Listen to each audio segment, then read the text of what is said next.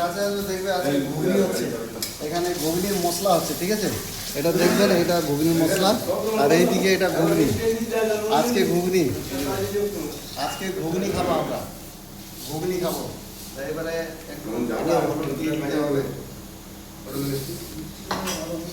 একটু হলুদ রংটা দিতে হবে, একটু লাল মশলা বেশি না। এটা কি ধনিয়া দিয়ে দেবো? হ্যাঁ নাই তো শেষ হয়ে যাবে। ধনিয়া কম হয়েছে, একটু কালার, এটা দিয়ে দেবো জিরা, এটা জিরা।